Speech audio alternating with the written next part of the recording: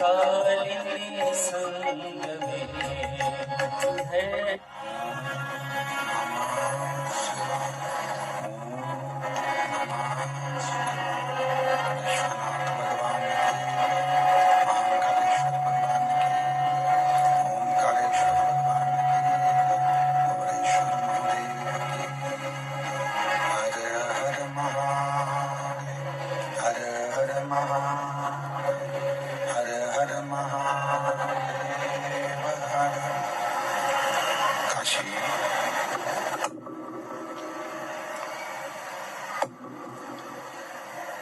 विश्वनाथ ओगड़दानी त्रिकालदर्शी कैलाशी अविनाशी भगवान शिव जिनकी पुनीत पावन पवित्र शिव महापुराण की कथा के दिव्य एवं भव्य आयोजन में पधारे सभी शिव भक्त, कथा मंडप में विराजमान, मंच पर ग्रीन शिवरात्रि को मनाने के लिए पतंजलि परिवार से परम पूज्य योग ऋषि 1008 बाबा रामदेव जी के परम प्रिय डॉक्टर यागेश्वर शास्त्री जी, महामंत्री पतंजलि ग्रामोद्योग न्यास हरिद्वार से, एक बार उनके लिए जोरदार ताली बजाकर स्वागत अभिनंदन। बाबा जी के ही परम प्रिय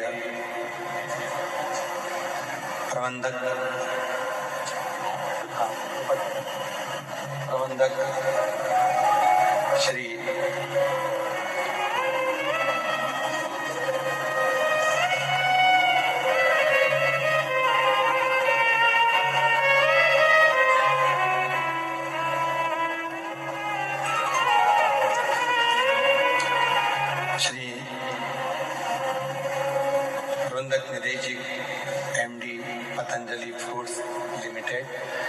बार जोरदार ताली बजाकर उनका स्वागत वंदन अभिनंदन।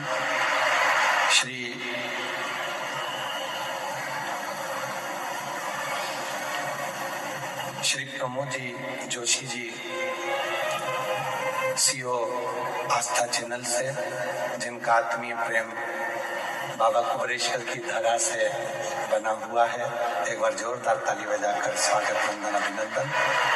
श्री मनोज जी त्यागी जी, सीओ संस्कार चैनल से, जिनका स्नेह इस पवित्र धरा पर बाबा की भूमि पर नित्य बना रहता है, एक बार जोरदार ताली बजाकर उनका साधुवाद वंदन। कथा के ही इस मंच पर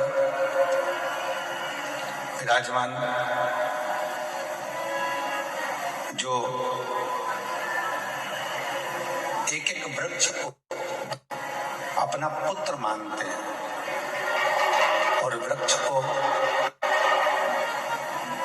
पुत्र की तरह मानकर प्रत्येक नगर में, प्रत्येक गांव में, प्रत्येक क्षेत्र में, प्रत्येक क्षेत्र के अंतर्गत वृक्षारोपण के माध्यम से जनमानस को जागरूक करते हैं, प्रकृति को, पर्यावरण को शुद्ध करने का आनंद करते हैं। माननीय श्री गोपाल आर्य जी, राष्ट्रीय स्वयंसेवक पर्यावरण गतिविधि राष्ट्रीय स्वयंसेवक संघ से, जोरदार ताली बजाकर उनका साधुवाद। साथ में ही विराजमान डॉक्टर उमाशंकर जी पांडे जी, जल शोध तथा पद्मश्री 2022 में भारत सरकार द्वारा, एक बार जोरदार ताली बजाएं, जो नित्य जल संरक्षण का कार्य करते हैं। पानी कैसे लाया जाए और पानी कैसे बचाया जाए, डॉक्टर श्री उमाशंकर पांडे जी इस पे नित्य प्रति कार्य करते हैं। और कल कथा में चल रहा था कि जल है तो कल है, एक बार जोरदार उनका ताली बजाकर साधुवाद। और साथ में ही अमिताभ श्रीवास्तव जी, उप निदेशक जन अभियान परिषद मध्य प्रदेश से, डॉक्टर विकास मिश्रा जी, पूर्व मुख्य संपादक आयोजक दिन IIMT विश्वविद्यालय से, एक बार सभी के लिए जोरदार ताली बजाकर उनका साधुवाद। कथा के मुख्य यजमान स्वर्गीय महेंद्र भाई जी, मोती भाई पटेल जी की स्मृति में वंदना बेन पटेल, ललित दीपेश पटेल जी न्यू जर्सी अमेरिका से हैं, एक बार जोरदार इनके लिए ताली बजाएं। सोमानी जी सूरत से हैं, जो कथा के पूर्व में भी यजमान पद ग्रहण कर चुके हैं, एक बार उनके लिए भी जोरदार ताली बजाएं। श्री दिनेश गणपति जी काबरा परिवार एरंडोल महाराष्ट्र से, सत्यनारायण रामदयाल जी मालपानी जी संभाजी नगर से हैं, स्वर्गीय मुरलीधर राव काले जी की स्मृति में अनिल मीनाक्षी काले जी द्वारा इधर कर्नाटक से हैं, स्वर्गीय श्री सुमित्रा देवी गोवर्धन लाल महेश्वर जी की स्मृति में पुत्र संतोष राधा महेश्वरी इंदौर से हैं, स्वर्गीय रामचंद्र सुरटेवाल जी की स्मृति में सुहासिनी विजय कुमार रामचंद्र ससुरवाल जी की दौर से उदगीर से हैं, श्रीमती सरला कैलाश रुंगटा जी कलकत्ता से हैं, स्वर्गीय बसंत कुमार कोठारी जी की स्मृति में श्रीमती शोभा बसंत कोठारी जी आशीष कुमार जी द्वारा बलवाड़ी सेंधवा से, श्री रमेश रेखा ठकराल जी सोना ठकराल जी दिल्ली से, श्रीमती पार्वती सदाशिव पोद्दार जी न्यू मुंबई से हैं, और श्रीमती नीलम जसवंत लाल सरिया जी कुणाल दिव्या मुंबई से हैं, श्री राजेंद्र एम सिंह जी, संजू देवी जी, श्वेता कैलाश पटेल जी पालघर मुंबई से हैं, श्री सुशील कुमार पुरुषोत्तम महेश्वरी जी प्रतापगढ़ राजस्थान से हैं, श्रीमती भुवनेश्वरी यादव अनुराग सिंह यादव जी की पूर्वज की स्मृति में जयपुर से हैं, स्वर्गीय मदन लाल जी बर्फी गोयल जी की स्मृति में मधु श्याम सुंदर गोयल जी नोएडा उत्तर प्रदेश से, स्वर्गीय किशन राव जी की स्मृति में अरुण शेल के पाटिल जी द्वारा संभाजी नगर से हैं, और श्री रमणीक लाल रायचूर जी, रंजना रायचूर जी टीकरापारा बिलासपुर से, श्री केदारनाथ जी मीना जायसवाल जी ठाणे महाराष्ट्र, स्वाति मयंक गुप्ता जी मेरठ से, स्वर्गीय जय कृष्ण पाटिल जी की स्मृति में श्रीमती अरुणापति दृष्टि पाटिल जी द्वारा new Jersey America, Subhash Chandra रक्षा कटियार जी बेंगलोर से, श्री रामकिशोर सिंह पूनम सिंह जी दिल्ली से, श्री प्रकाश गुप्ता जी मधुबाला गुप्ता जी चंदौली संभल से, श्री हंसराज लखनपाल जी हिमाचल प्रदेश से, वीरेंद्र कुमार वार्षण गीता वार्षण जी अलीगढ़ उत्तर प्रदेश से, श्री सुनील गणपत राव देशमुख जी प्रणीत सुनील देशमुख जी पुणे से, श्री श्री जगत सिंह फुलवाड़ी सिंह जी नेरुल मुंबई से, अवधेश दीपमाला बरवाल जी बनारस से और श्री आकाश कुशवाहा जी इंदौर से। सभी यजमान के लिए एक बार जोरदार ताली बजाकर साधुवाद, जिनके अथक प्रयास और सहयोग से ये कथा पूर्ण तरह से सफलता की ओर बढ़ती है। आज का दिन बाबा देवादिदेव महादेव की पवित्र रात्रि है, शिवरात्रि। और इस पवित्र शिवरात्रि को समिति द्वारा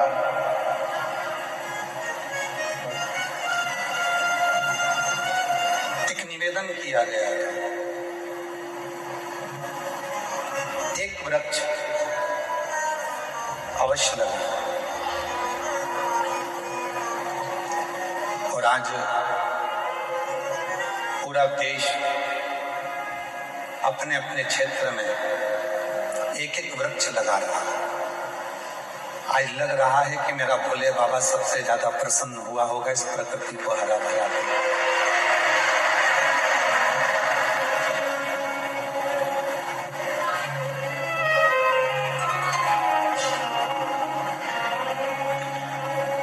आज ये प्रकृति, आज ये पृथ्वी जो पूर्ण तरह से हरी भरी हुई है, और धीरे धीरे जब आप रोज शिव जी को जल चढ़ाने जाओगे और वृक्ष में भी जल चढ़ाओगे तो ये पृथ्वी पुनः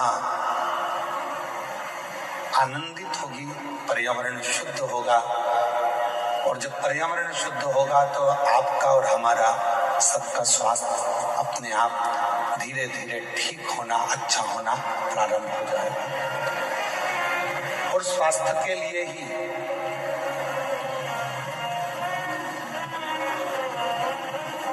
स्वदेशी अपनाओं का एक बीड़ा लेकर पतंजलि भी एक बहुत बड़ा कार्य कर रहा है।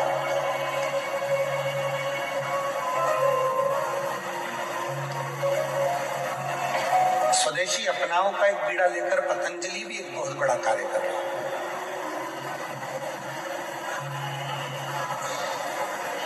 और पतंजलि औषधियों के माध्यम से जो हमारी पुरानी योग पद्धतियां हैं, पतंजलि की जो पद्धतियां हैं, उस पद्धति के अनुसार कैसा हमारा जीवन होना चाहिए और कैसा हमारा व्यवहार होना चाहिए और कैसा हमारा भोजन होना चाहिए, उस पर पतंजलि ने बहुत कार्य किया। बच्चों के संस्कार कैसे होना चाहिए, बच्चों की विद्या कैसी होना चाहिए, एक मनुष्य की दिनचर्या कैसी होना चाहिए, और उसके जीवन में रोज प्रतिदिन में आने वाली जो वस्तुएं हैं, खाद्य सामग्री हो या अन्य सामग्री हो, वो उसके जीवन में कैसे सुख दे, वो स्वदेशी के भाव से उन्होंने जागृत किया। एक बार योग ऋषि बाबा रामदेव जी महाराज जी के लिए जोरदार ताली बजाकर उनके लिए साधुवाद दूंगा। पतंजलि परिवार को, जिन्होंने स्वदेशी के माध्यम से जनमानस को जागरूक किया है, मैं बहुत बहुत आपको साधुवाद देता हूँ, पूरे परिवार को। एक शिव की अविरल भक्ति,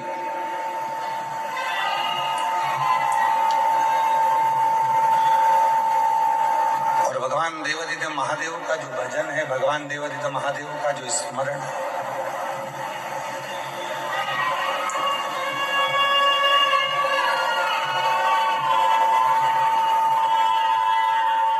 वो हमको सुख कैसे दे सकता है।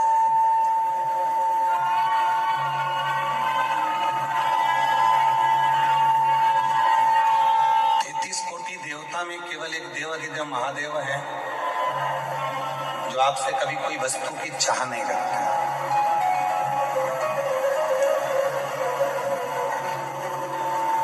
किसी वस्तु की चाह मेरे देवादिदेव महादेव कभी नहीं रखी। उन्होंने तो एक बात कही कि जो मैंने तुमको दिया है, कभी अगर समय मिल जाए तो वो मुझको दे देना।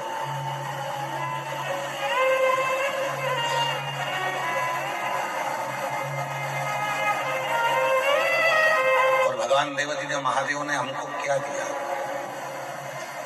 ये चित्त, ये मन, ये आत्मा। हे बाबू, आवाज बढ़ा उधर।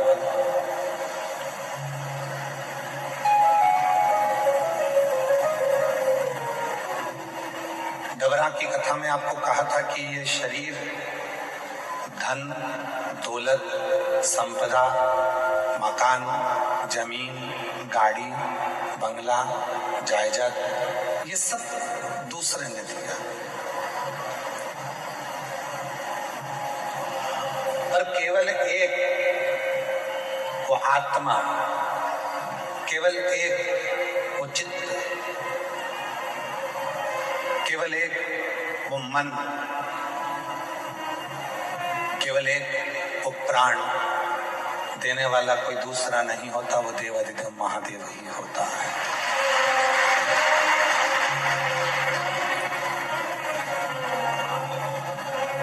आत्मा को लिंग कहा गया, जिसको हम लोग कहते हैं आत्मलिंग।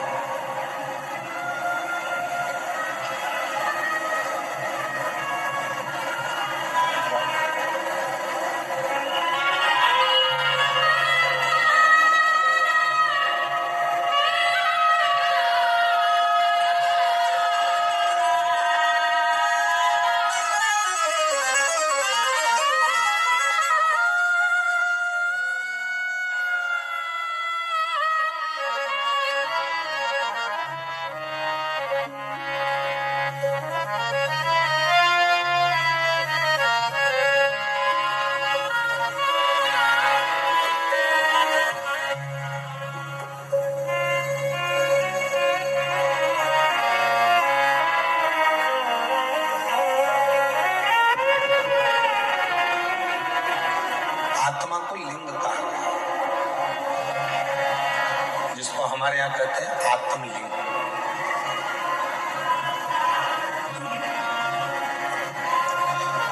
आत्मलिंग आत्मा को कहा गया, मतलब भगवान देवाधिदेव महादेव कहीं दूर नहीं है। भगवान देवाधिदेव महादेव कहीं दूर नहीं।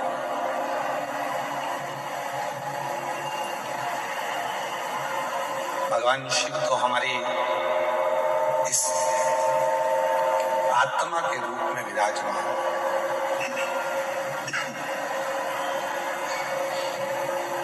भगवान शिव हमारी श्वासों के रूप में विराजमान।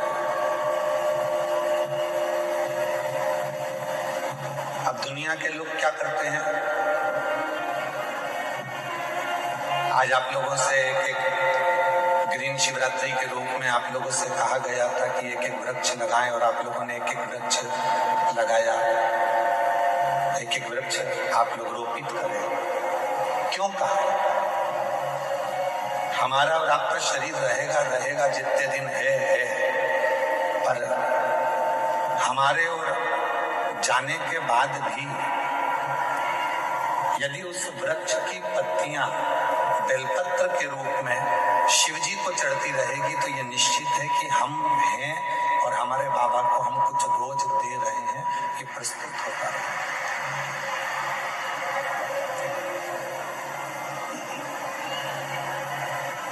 शिव दूर नहीं है।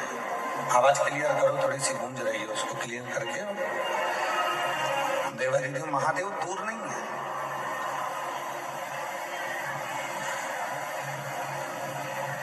दुनिया के लोग भगवान शंकर को ढूंढने के लिए बहुत दूर दूर जाते हैं, पर शिव पुराण कहती है कहीं मत जाओ।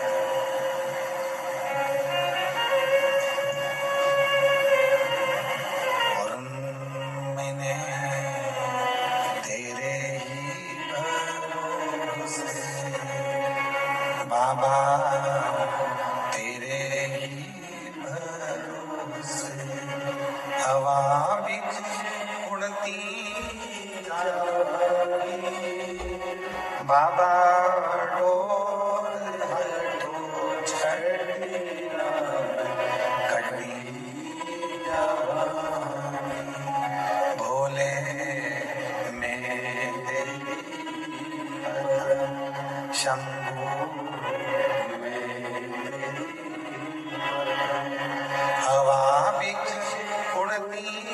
जागी बाबा डोर बोले मैं तेरी वतन शंभू में शिव कथा कहती है आत्मा लिंग है और उस आत्मलिंग को जिस दिन हमने जान लिया, हम कहते हैं कि भगवान के मंदिर में जाते हैं, जब शिव जी के मंदिर में जाते हैं, भगवान का भजन करने जाते हैं, दर्शन करने के लिए जाते हैं, जब भगवान के मंदिर में पहुंचते हैं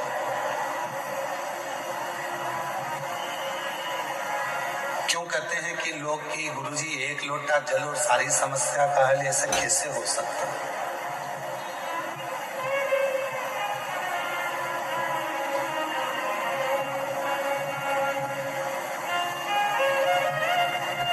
कैसे हो सकता है?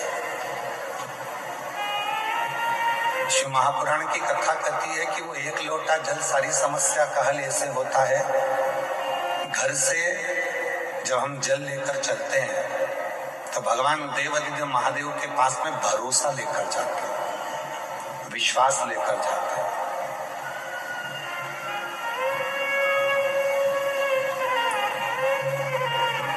ये आत्मलिंग जब शिवलिंग के सामने जाता है और आत्मलिंग और शिवलिंग के बीच में जो जल चढ़ाया जाता है, जो जल चढ़ता है वो आत्मलिंग और शिवलिंग के विश्वास को, भरोसे को दृढ़ कर देता है।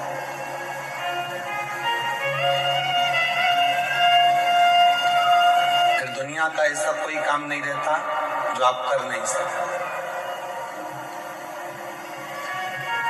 दुनिया का ऐसा कोई कार्य नहीं होगा जो आप कर नहीं पाओगे, फिर वो कार्य पूर्ण होता ही, वो कार्य सफल होता ही।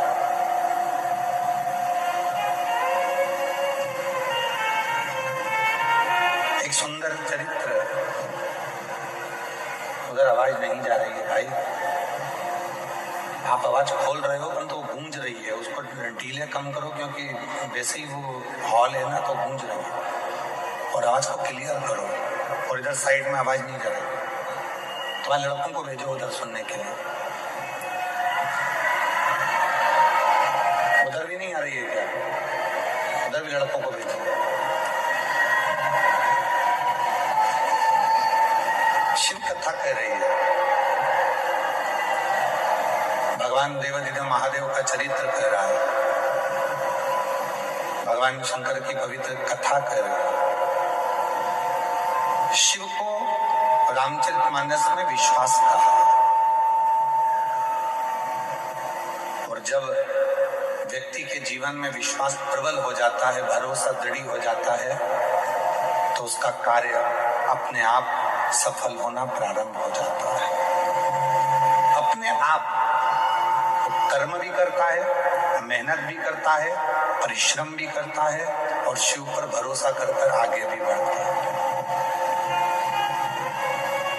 पर कभी कभी ऐसा योग भी बन जाता है कि हम मंदिर जाते जाते, भगवान का दर्शन करते करते, भगवान को एक लोटा जल चढ़ाते चढ़ाते, भजन करते करते, कभी कभी ऐसा भी समय आ जाता है कि हमारा मन, एक दिन ऐसा होता है कि अब मंदिर नहीं जाऊं तो अच्छा, बहुत दिन हो गए।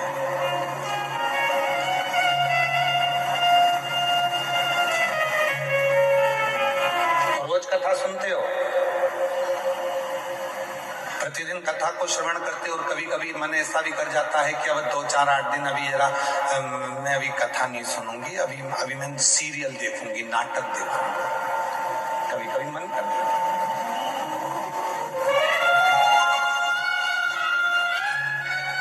रोज ही तो सुनते हैं, प्रतिदिन तो श्रवण करते हैं, तो अब मैं कथा ना सुनकर मैं नाटक देखूंगी, सीरियल देखूंगी। आवाज गूंज रही है, खींच के बोलना पड़ रहा है, आवाज को क्लियर करो, आवाज।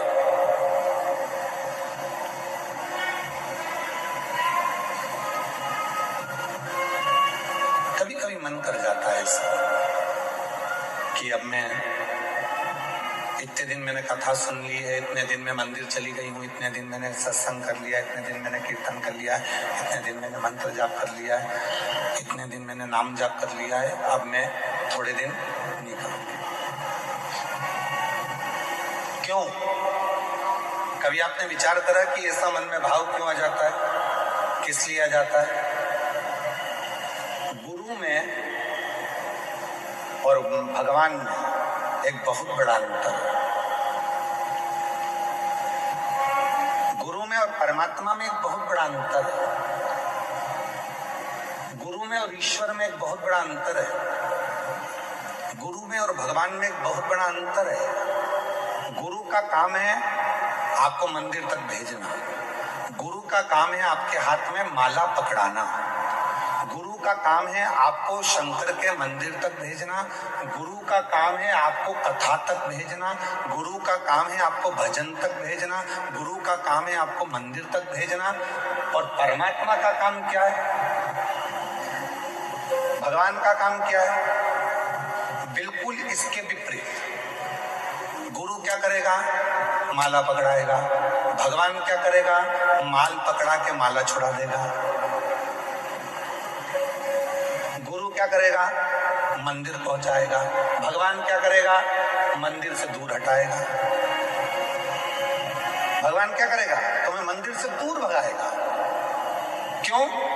अगर ये मंदिर आता रहेगा तो मुझे देते रहना पड़ेगा, इसलिए इसको एक बार में इतना दे देता हूं कि ये व्यस्त हो जाएगा, इतना व्यस्त हो जाएगा कि मंदिर आना छोड़ देगा तो मैं इसको देना छोड़ दूंगा। और गुरु क्या करा है? मंदिर जा। गुरु क्या करा है? एक लोटा जल चढ़ा। गुरु क्या करा है? माला पकड़। गुरु क्या करा है? कथा सुनो, रोज सुनो, 15 मिनट सुनो, 5 मिनट सुनो, 10 मिनट सुनो, 15 मिनट सुनो, 20 मिनट सुनो, पर प्रतिदिन कथा सुनो, ये गुरु कह रहा है। और भगवान क्या कर रहा है? इसको आज ऐसी फिल्म में उलझाऊंगा कि आज की कथा पूरी इसकी छुड़ा दूंगा। कथा छूटी तो कहते हैं ना, तू बोला मैं चला, विक्रम बेताल। कथा छुड़ा।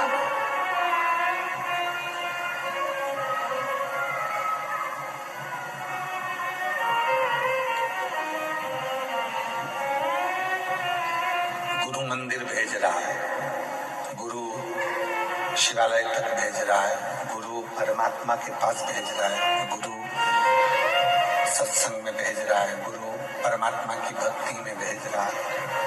और परमात्मा मंदिर को छुड़ा रहे हैं, माला छुड़ा रहे हैं, सत्संग छुड़ा रहे हैं, भजन छुड़ा रहे हैं।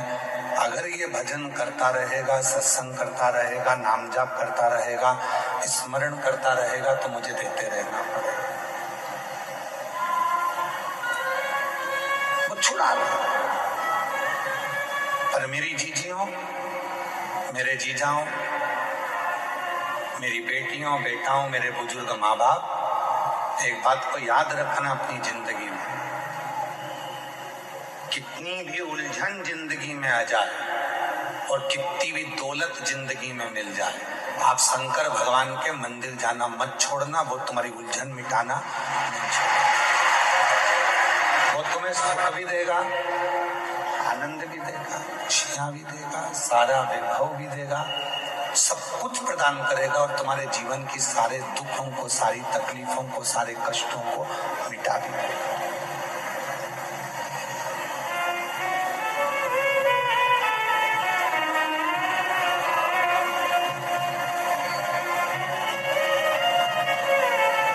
दूसरे पर करा हुआ भरोसा टूट सकता है, पर परमात्मा पर करा हुआ भरोसा कभी नहीं टूटता, कभी।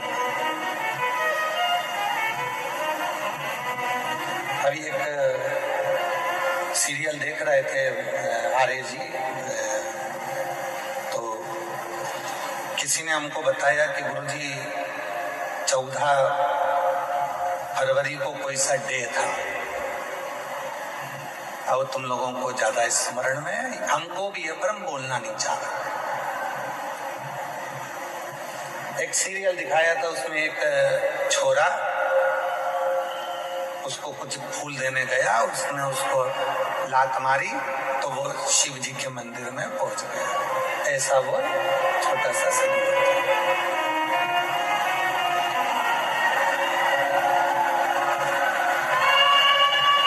तुम्हारे लड़कों को भेजिए, उधर आवाज नहीं जा रही है। ये आवाज केवल यहीं ही गूंज रही है और इधर आसपास में कहीं नहीं आवाज गूंज के हमारे पास आ रही है, पर आवाज पब्लिक में नहीं जा रही है।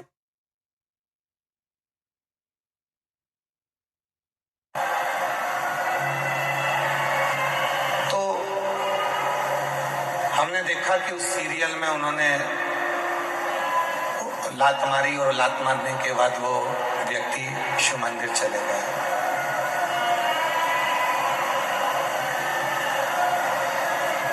शिव कथा कर रही है,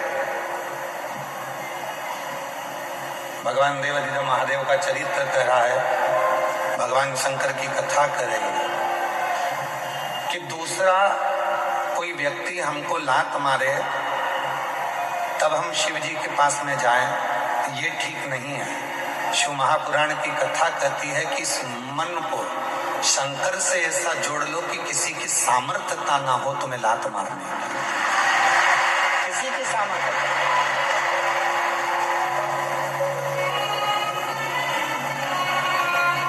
माननीय प्रधानमंत्री जी, भारत सरकार के नरेंद्र भाई मोदी जी ने कहा है कि आत्मनिर्भर भारत हो।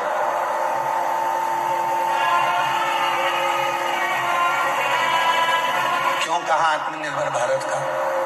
फिर आवाज गूंज के आ रही है, आवाज आसपास की आवाज खोलिए।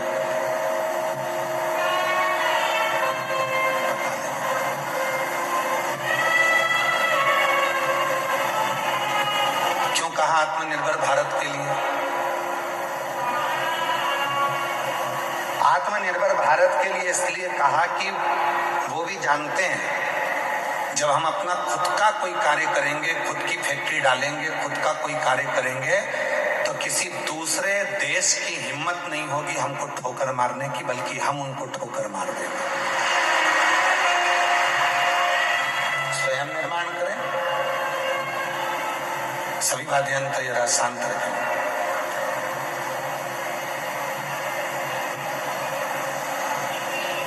स्वयं निर्माण करें।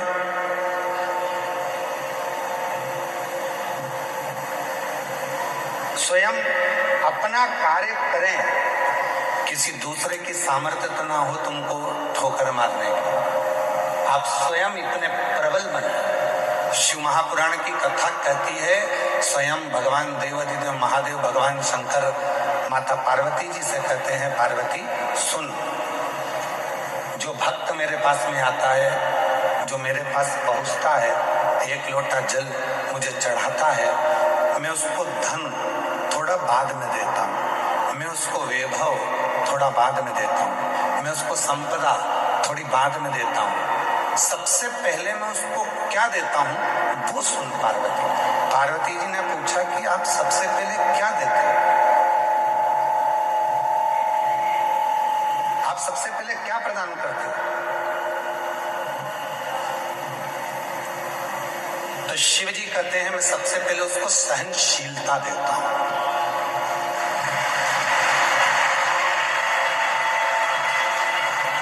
आज के जमाने में व्यक्ति के पास सहनशीलता नहीं है।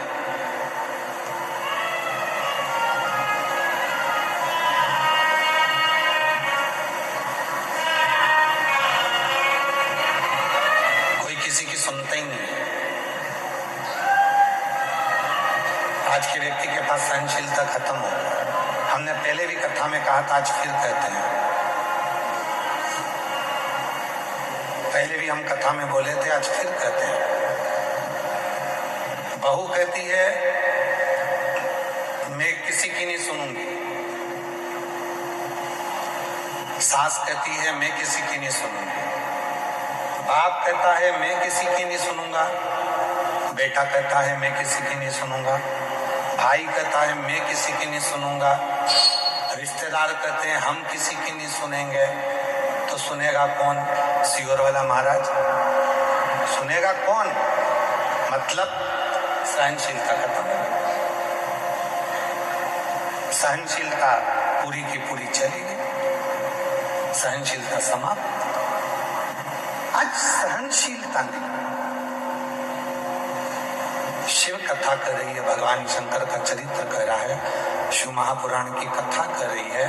पार्वती जो मेरे पास में आता है, पार्वती जो मेरे पास पहुंचता है, पार्वती मैं उसको धन देता हूं पर दूंगा थोड़ा रुक कर, वैभव दूंगा थोड़ा रुक कर, संपदा दूंगा थोड़ा रुक कर, कुर्सी दूंगा थोड़ा रुक कर, प्रतिष्ठा दूंगा थोड़ा रुक कर, पर सबसे पहले मैं उसको देता हूं सहनशीलता। क्यों? क्योंकि जब व्यक्ति को मैं धन देता हूं, व्यक्ति को जब मैं वैभव देता हूं, व्यक्ति को जब मैं सत्ता देता हूं, व्यक्ति को जब मैं संपदा देता हूं, जब वो उन्नति की सीढ़ी पर चढ़ना प्रारंभ करता है, तब लोग उसको ताने देना प्रारंभ करते हैं। उस समय पर उसको सहनशीलता की जरूरत पड़ती है, सहन करने की जरूरत है। शंभू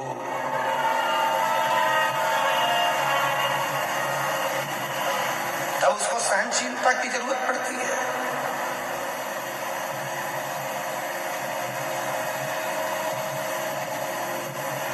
धन दे दिया मैंने और उससे सहन ही नहीं हुआ। कई लोग ऐसे भी हैं जिनको ज्यादा दिख जाता है तो हार्ट अटैक आ जाता है।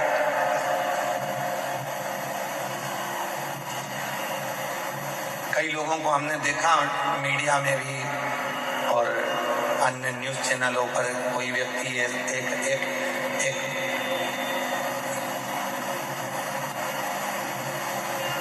विधायक जी चुनाव लड़े और चुनाव लड़े, जीत गए।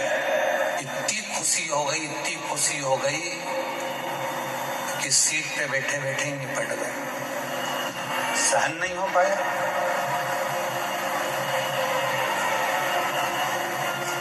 सहनशीलता ही नहीं रही।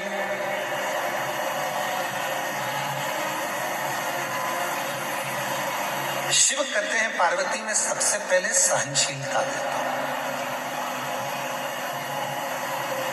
आप जब शिव जी के मंदिर जाना चालू करेंगे, भगवान शंकर के मंदिर में जाना चालू करेंगे, शिव जी को एक लोटा जल चढ़ाना प्रारंभ करेंगे, तो शंकर भगवान सबसे पहले आपको सहनशीलता देंगे। तू मेरे मंदिर में आएगी, झाड़ू लगाएगी, पोछा लगाएगी, साफ करेगी, दुनिया के लोग तुझे ताना देंगे, आड़ा टेढ़ा कहेंगे, अपशब्द कहेंगे, तुझे सहन करना आना चाहिए।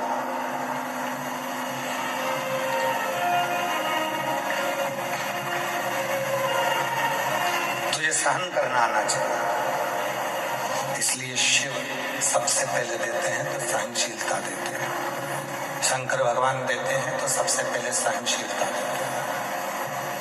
सहनशीलता। और आज शिवरात्रि है, देवादिदेव महादेव की वो रात्रि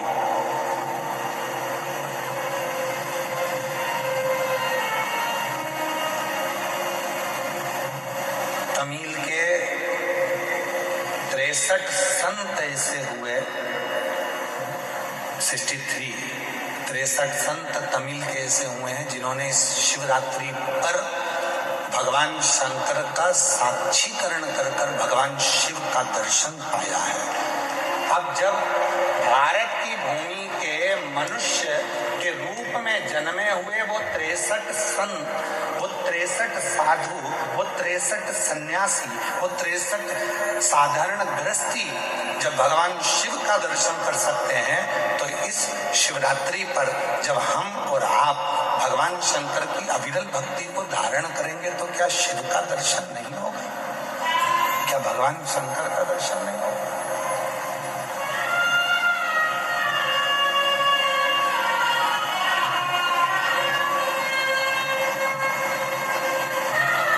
बस उसको भजने का तरीका है, उसके स्मरण का तरीका है। कई लोग कहते हैं क्यों गुरुजी आप दिन भर बैठे बैठे अपनी कथा में बेलपत्री ऐसे चढ़ाना, बेलपत्री की नोक, ये डंडी ऐसी रखना, दुर्वा ऐसे चढ़ाना, पानी ऐसे चढ़ाना, फूल ऐसे चढ़ाना, चावल का दाना ऐसे चढ़ाना, ये सब चीजें आप बताते रहते हो, सब चीजें आप बताते हो, तो क्या इसका फर्क पड़ता है? कि बेलपत्री की डंडी इधर रखेंगे तो इसका फर्क पड़ेगा, दुर्वा को ऐसे रखेंगे अशोक सुंदरी पर तो इसका फर्क पड़ेगा, चावल का दाना ऐसे रखेंगे तो उसका फर्क पड़ेगा, लाल चावल का दाना चढ़ाओगे तो उसका ऐसा फर्क पड़ेगा, सफेद चावल का दाना चढ़ाओगे तो उसका फर्क ऐसा पड़ेगा। क्या इसका फर्क पड़ता है? क्यों नहीं पड़ता? डॉक्टर भी तो दवाई देता है, डॉक्टर बोल देता है कि ये सारी दवाई ले जाओ, ये भी लेके जाओ, ये भी लेके जाओ, ये भी लेके जाओ, सब एक साथ खा जाना, एक साथ उसको खा लो। डॉक्टर भी कहता है ये वाली दवाई खाली पेट लेना, ये वाली दवाई नाश्ते के बाद लेना, ये दवाई भोजन करने के बाद लेना, ये दवाई रात्रि को सोने से पहले लेना, और सुनो अगर ज्यादा तकलीफ हो तो ये वाली दवाई इस समय पर ले लेना। अगर तुम्हें लग रहा है कि शरीर में कष्ट है, तुम्हें लग रहा है शरीर ठीक नहीं है, तो ये वाली दवाई लेना और रात्रि को लेके और दूध से लेना और सुबह। अब डॉक्टर को क्या पड़ी कि वो तुम्हें बताए कि ये दवाई ऐसे लेना, ये दवाई वैसे लेना, इस दवाई को ऐसे लेना। जैसे दवाई लेने का तरीका होता है, और अगर हम उस डॉक्टर के बताए अनुसार दवाई नहीं लेते तो हमारा शरीर में रोग ठीक नहीं होता है। तुम चाहे फिर पूरी दवाई एक साथ खा लो तो उससे रोग ठीक नहीं होगा, पर जैसा डॉक्टर ने कहा है, जैसा डॉक्टर ने बताया है, जैसा डॉक्टर ने कहा है कि समय समय पर ऐसे ऐसे लेना पड़ेगा तो उसका फल मिलेगा, उसका फल प्राप्त होगा। उसी तरह शिव महापुराण में भी वर्णन किया गया, भगवान शंकर की कथा में वर्णन किया गया कि बेलपत्री कैसे चढ़ाना है। शिवरात्रि पर बेर का महत्व कितना है, कितना महत्व। प्रकृति के देव अधिदेव महादेव को प्रकृति की ही वस्तुओं से रिझाया जा सकता है।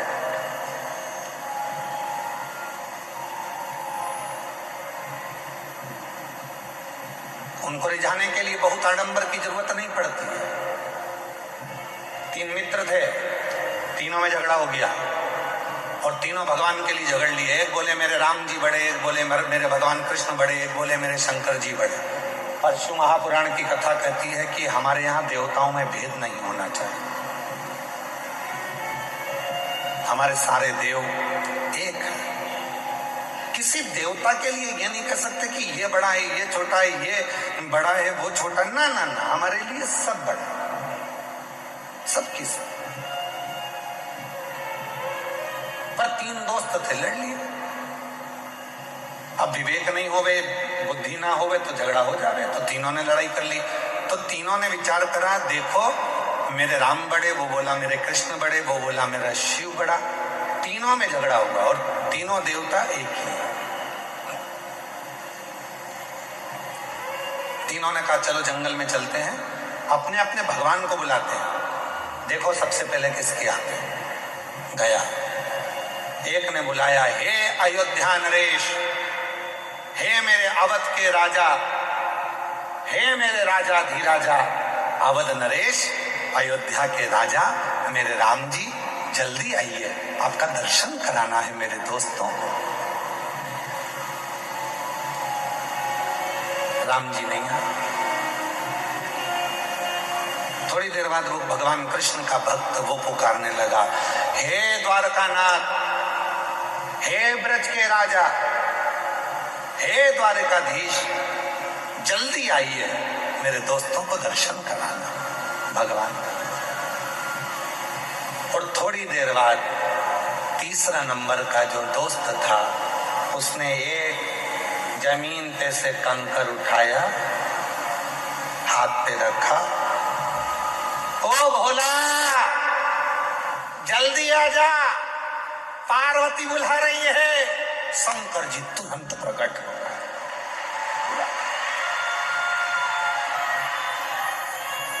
थोड़ी देर बाद राम जी आ रहे थे रथ पर, थोड़ी देर बाद भगवान कृष्ण आ रहे थे रथ पर, सेना साथ थी, पूरी सेना साथ में पहुंचे। लड़के ने कहा राम जी से, प्रभु इतनी देर से आए? भगवान बोले तूने क्या कहा? हे अवध के राजा, आओ। अब राजा आता है तो कोई ऐसी आ जाता है क्या? राजा आता है तो पूरी प्रजा को लेकर आता है, राजा आता है तो सेना साथ में लाता है, राजा आता है तो पूरी व्यवस्था के साथ आना पड़ता है, इसलिए पहले व्यवस्था करी फिर आया। फिर उसने दूसरे ने कहा भगवान कृष्ण से, प्रभु आप इतनी लेट आए। भगवान बोले तूने क्या कहा था? हे ब्रज के राजा, हे द्वारका के राजा, पधारो। अब राजा आएगा तो पूरी साज से आएगा, तो मुझे कपड़े वपड़े चेंज करके फेटा मेटा बांधकर पूरी सेना के साथ चलना पड़ता है, पूरी सेना के साथ चलूंगा। अगर तू बोलता हे राम आइए, मैं तुरंत आ जाता। तूने कहा अवध के राजा राम आइए, हे अवध नरेश आइए, तो अवध नरेश के रूप में तू बोलता है मेरे गोपाला, हे मेरे कानूड़ा, हे मेरे कन्हैया आइए, मैं तुरंत आ जाता। तूने कहा हे द्वारकाधीश, हे ब्रज के राजा आप आइए, तो मुझे राजा जैसा ठाट लेकर तो आना पड़ेगा। राजा जैसा ठाट रखना पड़ेगा। हम कई बार अपनी कथा में वर्णन करते हैं कि जितने भी यजमान बने हैं ना, इन यजमानों से कहते हैं कि कभी भी तुम ये विचार मत करना कि तुम यजमान,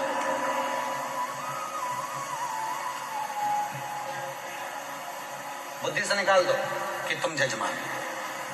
तुमने ये सोच लिया कि मैं यजमान हूं, मेरे भोजन की व्यवस्था ऐसी करना चाहिए, मेरे रुकने की व्यवस्था ऐसी करना चाहिए, मेरे लिए गादी ऐसी लगाना चाहिए, मेरे लिए इस तरह का सोफा लगाओ, मेरे लिए ऐसी कुर्सी लगाओ। तुम्हें मालूम नहीं है मैं मुख्य यजमान हूं। मैं छोड़ दो कि तुम यजमान। यजमान बनाया किसने? उसने। बिठाया किसने? उसने। कृपा किसने करी? उसने। तो तुम उससे कहो कहीं हमारे माँ बाप की कोई कृपा हुई होगी, कहीं मेरे पूर्वजों ने एक लोटा जल ज्यादा चढ़ाया होगा, जो आज भगवान ने मुझे यजमान बनाकर बिठा दिया।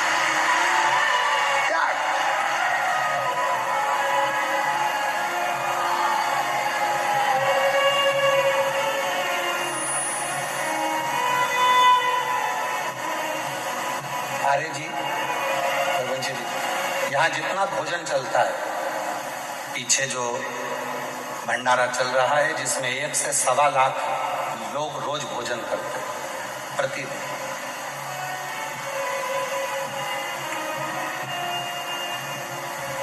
उसमें एक भी रसीद लेकर किसी भी सीहोर वाला हो, चाहे बाहर वाला हो, चाहे दुनिया का कोई सेठ हो, दुनिया का कोई सेठ हो, जितने कथा सुन रहे हैं उन सबके लिए कहूंगा, कोई नहीं कह सकता कि सीहोर वाले महाराज के यहाँ से कुबेरेश्वर धाम से कोई आया था और हमने घी का पीपा दिया था या तेल का डब्बा दिया था।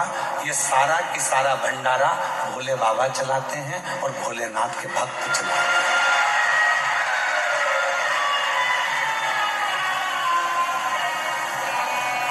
एक भी सीहोर जिला हो, चाहे बाहर का, पूरा भारत की भूमि के जितने सेठ सुन रहे हैं वो भी एक नहीं कह सकता कि हम कुबेरेश्वर धाम पर भंडारा होता है तो हम उसमें 5 लाख देते हैं कि 1 लाख देते हैं कि 50,000 देते हैं कि 21,000 देते हैं कि 2 लाख देते हैं कि 10 लाख देते हैं कि 8 लाख देते हैं। कोई नहीं कह सकता, क्योंकि कुबेरेश्वर धाम का भंडारा, उसका नाम कुबेरेश्वर महादेव है। जब वो लक्ष्मी को भी लक्ष्मी देते हैं, नारायण को भी लक्ष्मी देते हैं और कुबेर को भी कुबेर का खजाना देते हैं, तो वो अपना भंडारा खुद करता है, स्वयं स्वयं उसको करने वाला वो स्वयं होता है।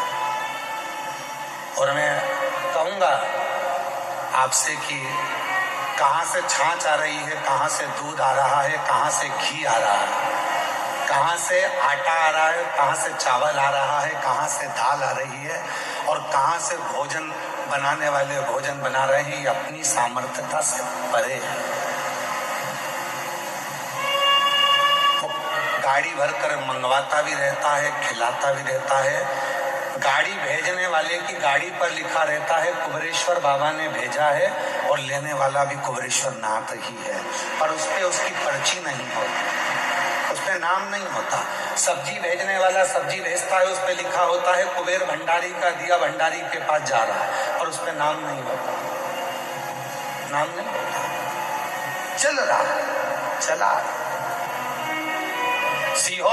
सीहोर का गांव, सीहोर का शहर, सीहोर के आसपास का कोई नगर, बड़ी बड़ी सिटियां, इंदौर, भोपाल, मुंबई, पुणे, पूरे भारत के जितने सेठ हैं, किसी सेठ के पास में कोई रसीद, पावती या चंदा लेने के लिए विठले सेवा समिति कभी नहीं जाती।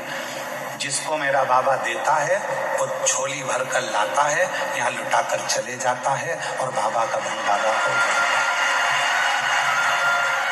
और उस विश्वास से कह रहे हैं, आप आयो, जितने श्रोता इस पंडाल में बैठे हैं और 3 पंडाल पीछे के, चौथा, 5वां, और भी जो लोग मंदिर प्रांगण में, धर्मशालाओं में, रोडों पर और ग्राउंड में जहां जहां बैठे हैं, विश्वास के साथ कहता हूं, आज शिवरात्रि के दिन, अगली शिवरात्रि तक मेरा बाबा आपको भी इतना देगा कि आप झोली भरकर यहां पटक कर जाओगे।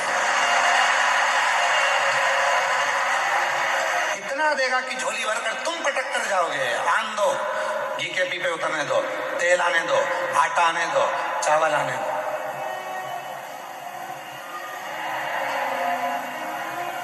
वो करुणा सागर,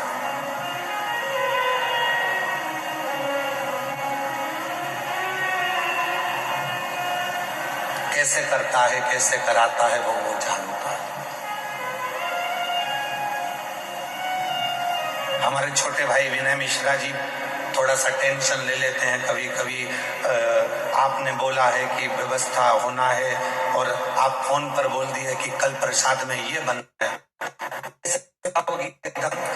हलवाई की टांग टूट गई। हमारे जो हलवाई हैं देवघर गए थे तो देवघर में उनका टांग टूट गया, एक्सीडेंट हो गया। तो कोई बाइक वाला उनको रात के समय, वो मंदिर जा रहे थे, ठोक के चले गए। पांव अभी तक ठीक नहीं हुआ। सामान कैसे बनेगा, भंडारा कौन बनाएगा? हमने कहा उसका नाम भंडारी है, कुबेर भंडारी, भंडारा भी वही बनाएगा और खिलाएगा भी वही, चलाएगा। हलवाई आए, भाव सर जी कहने लगे, गुरुजी पांव का ऑपरेशन का बोला है। हमने कहा डॉक्टर से बोल दो कि कल ही ऑपरेशन कर दे। जाऊं मैं? हाँ। कहाँ करवाना है? तो कहा उज्जैन कराना है। तो मैंने कहा उज्जैन चले जा। हम बोले उज्जैन। शाम को प्रदोष की आरती कर कर आए थे। बेलपत्री हमारे विकास महाराज हमको दिए थे, हम रोज बेलपत्र खाते हैं बाबा की। तो वो बेलपत्र हम खा रहे थे, उसमें से एक बेलपत्ती का टुकड़ा उनको दे दिया कि एक टुकड़ा तुम खा लो, कल ऑपरेशन कराना है तो बाबा कृपा कर देगा। ऑपरेशन वाले डॉक्टर के पास गए तो उसने कहा ऑपरेशन की जरूरत नहीं, तुम्हारी हड्डी टूट गई है, काम करना चाहिए। आज भी वही हलवाई भाव सर जी लंगड़ते लंगड़ते आज भी पूरी तरह से चलते चलते पूरा भोजन बना रहे हैं और कह रहे हैं पाँव में कोई कष्ट नहीं। प्रभु आपकी कृपा से सब काम करते हो भोले बाबा, मेरा नाम हो रहा है भोले, आपकी कृपा से सब काम हो रहा है। शंभु आपकी कृपा से सब काम हो रहा है।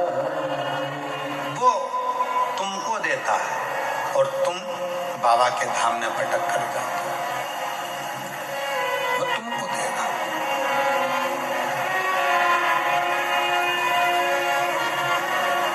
और मैं बताना चाहूंगा आपको, धाम से 1000 बच्चे शिक्षा अध्ययन कर रहे हैं। जिस कॉलेज में उनको पढ़ना है, जिस स्कूल में पढ़ना है, उनका पता करा जाता है कि उनके माँ बाप के पास में कुछ नहीं है, तो उनका पूरा पढ़ाई का खर्चा धाम उठाता है। ऐसे 1000 बच्चे हैं जिनकी शिक्षा कुबेरेश्वर धाम कर रहा है।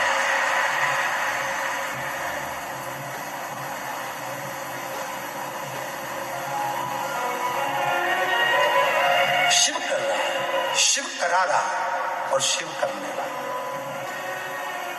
और आपसे भी निवेदन करेंगे, आपके गांव में, आपके नगर में कोई हमारा विठले सेवा समिति की रसीद लेकर कोई 1000 रुपए दे कि सीवर वाले महाराज के यहाँ से आए चंदा दो, तो उसको ले जाके थाने में बंद करा देना।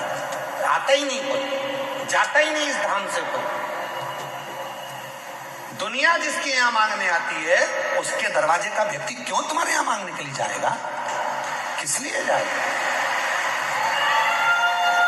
सारी दुनिया यहां झोली फैलाती है, अरे तेरा ही दिया मैंने खाया पिया,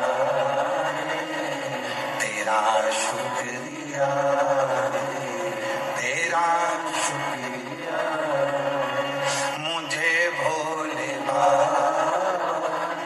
बहुत दे दिया, तेरा शुक्रिया, तेरा शुक्रिया। ये जायदाद दी है, औलाद दी है, मुसीबत में हर वक्त इमदाद दी है, तेरा ही दिया खाया पिया है, तेरा शुक्रिया, तेरा शुक्रिया। ये उसका दिया हुआ है, किसी दूसरे का नहीं। और तेरा तुझको अर्पण।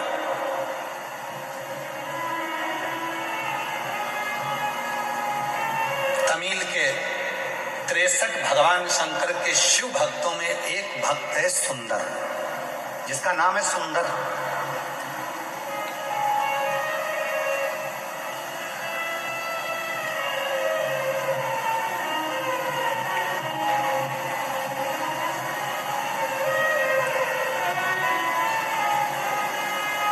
ये कथा उस व्यक्ति के लिए है जो लोग कह देते हैं कि सीहोर वाले महाराज के जितने भक्त हैं शंकर जी के, कभी कभी बिना नहाए मंदिर में आ जाते हैं।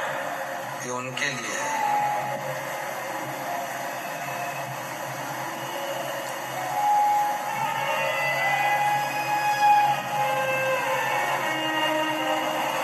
और जितनी बात बोली जा रही है सब पुराणोक्त है, पुराणों में से। शिव महापुराण की व्यासपीठ से कोई भी बात बिना पुराण की एक भी नहीं निकलती। पुराण के अंश में से तमिल की शिव संप्रदाय की पुराण को निकालिए, उसमें सुंदर भगत का चरित्र आएगा। सुंदर भगत, जिसका नाम है सुंदर। 63 भक्तों में से एक भक्त है सुंदर भगत। छोटे थे, बचपना था, 5 साल की उम्र थी। माँ रोज शिव की आराधना करती थी, शंकर की साधना करती थी, शिव मंदिर में जाती थी, बच्चे को साथ ले जाती थी।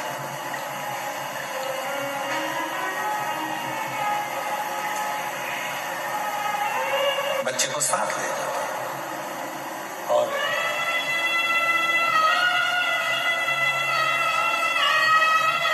बच्चा नहाता भी नहीं, मुख धोता भी नहीं, माँ के साथ चले जाता।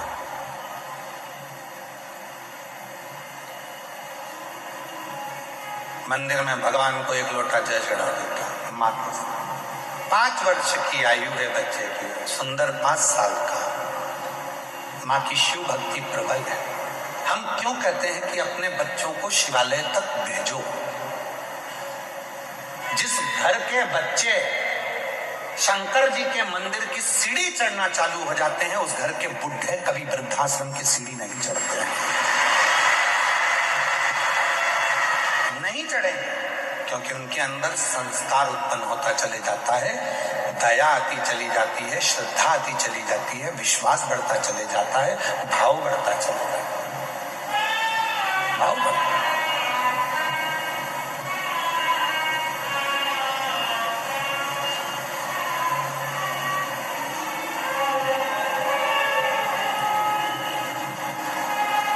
देख लिया संसार हमने, सब मतलब के यार हमने। जब दुनिया साथ छोड़ती है तब देवादिदेव महादेव साथ। एक बच्ची का एक पत्र है,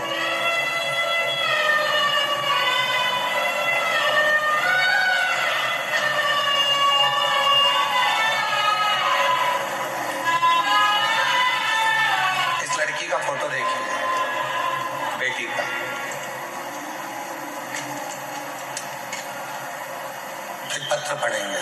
एलईडी पर चल रहा है। इस बेटी का फोटो देखो, फिर अपन इस पत्र को पढ़ेंगे। इसकी दोनों आंखें नहीं है, नेत्रविहीन है ये बेटी। चल गया पत्र। कल एक यहाँ सामने भी टीवी लगाओ तो दिखा, थोड़ा सा मालूम पड़े तो ठीक है।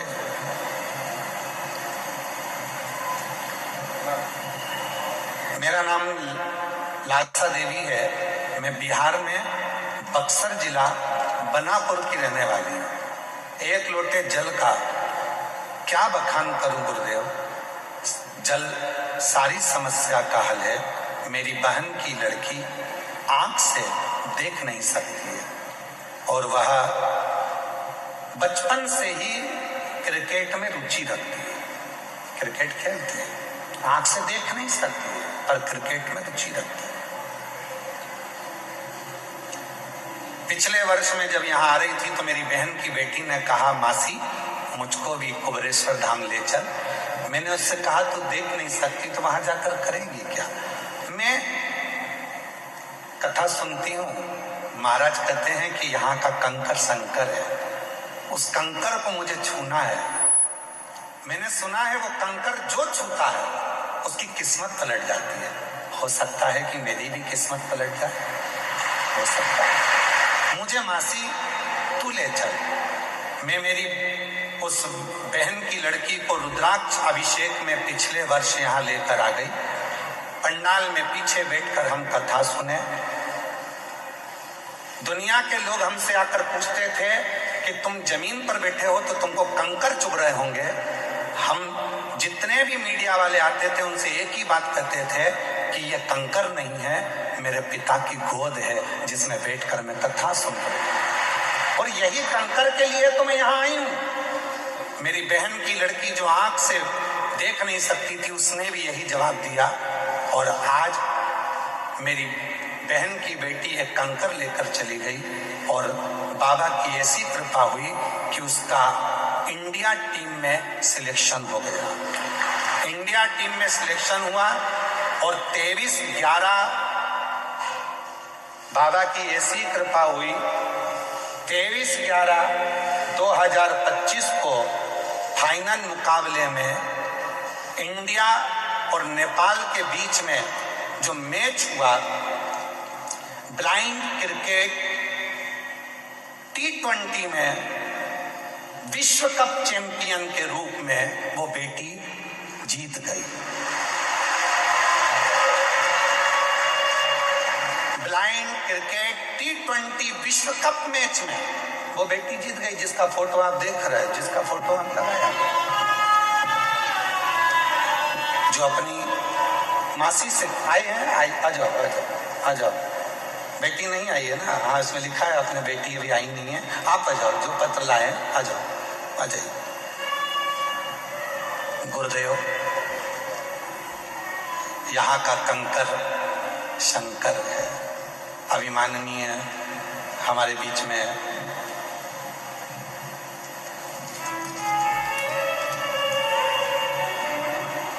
डॉक्टर उमाशंकर जी पांडे